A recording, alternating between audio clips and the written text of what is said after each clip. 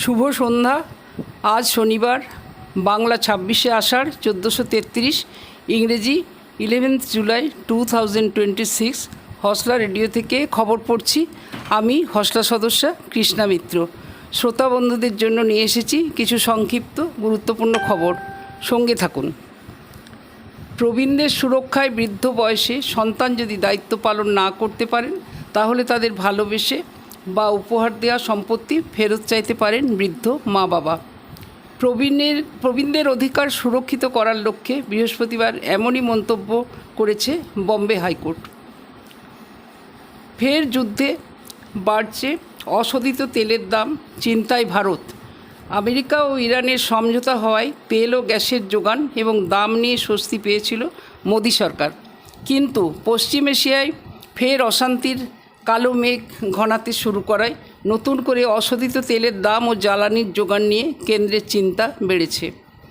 America ইরানের সংঘর্ষ বিরতির সমঝোতার আয়ু ছিল মাত্র 3 সপ্তাহ। তার মধ্যেই তাতে ফাটল ধরেছে।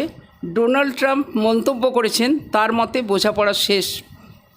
তেলের দামের এই ওঠানামা মোদি সরকারের কপালে ফের ভাঁজ ফেলেছে।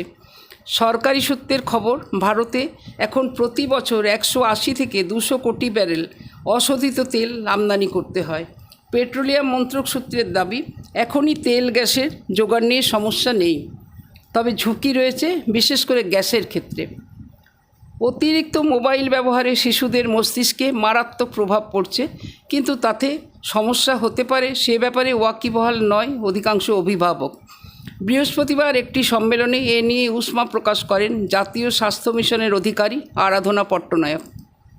নবম শ্রেণীর পাঠ্য বই প্রকাশ করল এনসিইআরটি। এনসিইআরটির তরফে আগেই জানানো হয়েছিল 10 থেকে 15 এপ্রিলের মধ্যে স্কুলগুলিতে নবম শ্রেণীর পাঠ্য বই পৌঁছে যাবে। পড়ুয়াদের প্রস্তুতির সুবিধাতে ওই বই অনলাইন মাধ্যমেও পড়ার সুযোগ দেওয়া হচ্ছে। টানা বৃষ্টিতে জলমগ্ন হয়ে পড়ছে ভিআইপি রোডের বিস্তীর্ণ অংশ।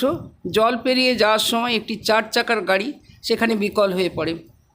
যাত্রা শুরুর 5 দিনের মধ্যেই গলে গেল অমরনাথের শিবলিঙ্গ। কপালে চিন্তার ভাঁজ পরিবেশবিদদের।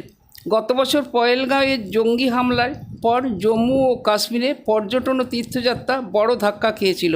তবে 1 বছর পর চলতি অমরনাথ যাত্রায় সেই ছবি একদম বদলে গিয়েছে। বর্ষাকালে বৃষ্টির জলের সঙ্গে ধুলো, দূষিত কণা এবং নানা ধরনের জীবাণু যেমন ব্যাকটেরিয়া এবং বিভিন্ন ধরনের ভাইরাসের সংস্পর্শেও আসতে হয়। সেখান থেকে সংক্রমণের সম্ভাবনা বাড়ে। সেই জন্য বৃষ্টিতে ভিজে বাড়ি ফেরার পর কয়েকটি অভ্যাস মেনে চললে অসুস্থ হওয়ার সম্ভাবনা অনেকটাই কম থাকে। গত বছর স্বাধীনতা দিবসে লালকেল্লা থেকে জনবিন্যাসের চরিত্র বদল ও তা খতিয়ে দেখতে ডেমোগ্রাফি মিশন গঠনের কথা মোদি জানিয়েছিলেন। সম্প্রতি ওই কমিটি গঠন হয়েছে। ওই কমিটির সদস্যরা সম্প্রতি রাজ্যে রাজ্যে সফর শুরু করেছেন। 119টি জেলার পুলিশ সুপারদের একটি বৈঠক ডাকেন স্বরাষ্ট্রমন্ত্রী অমিত শাহ। সরকার ডেমোগ্রাফি মিশন গঠন করেছে, যার কাজ হলো কোনো অস্বাভাবিক কারণের জন্য সীমান্তবর্তী জেলাগুলির জনবিন্যাসের চরিত্র বদলে যাচ্ছে তা নির্ণয় করে তার রোখার প্রশ্নে পরামর্শ দেয়া। ফের ধস পাহাড়ে। ভারী বৃষ্টিতে শিলিগুড়ি থেকে কালিম্পং তথা সিকিমগামী 10 নম্বর জাতীয় সড়কে একাধিক জায়গায় ধস নেমে যান চলাচল বিপর্যস্ত হলো। বৃহস্পতিবার ভোরে সেবক কালীবাড়ির কাছে এই জাতীয় সড়কে ধস নামে, বন্ধ হয়ে যায় বাস চলাচল। পরে ধস সরানো হলে বেলা 9:30 নাগাদ রাস্তা খোলে। কাজের গতি বাড়াতে প্রতিটি পঞ্চায়েতকে নির্দেশ দেওয়া হয়েছে, তবে কিছু পঞ্চায়েতে ডামাডোল পরিস্থিতি এখন মাথা ব্যথা প্রশাসনের।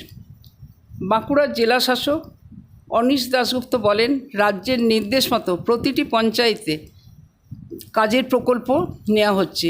আমরা সব শ্রমিককেই এই প্রকল্পের আওতায় আনতে পরিকল্পনা সাজাচ্ছি। বছর 5 হলো গ্রামীণ মানুষ কাজের অধিকার থেকে বঞ্চিত। দ্রুত সব শ্রমিকদের কাজ দিতে পদক্ষেপের দাবি তুলছি।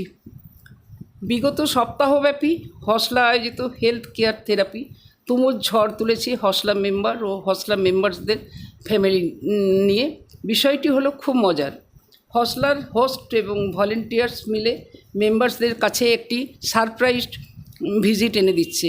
ব্যাপারটি হলো এইরকম, বিভিন্ন থেরাপি যেটি 200 এপিসোড অতিক্রম করলো গর্বের সঙ্গে, আমার মতে সকলের ফ্যামিলি মেম্বারদের ডেকে কর্ণধার শান্তনু সব সদস্যদের অবাক করে দিচ্ছে।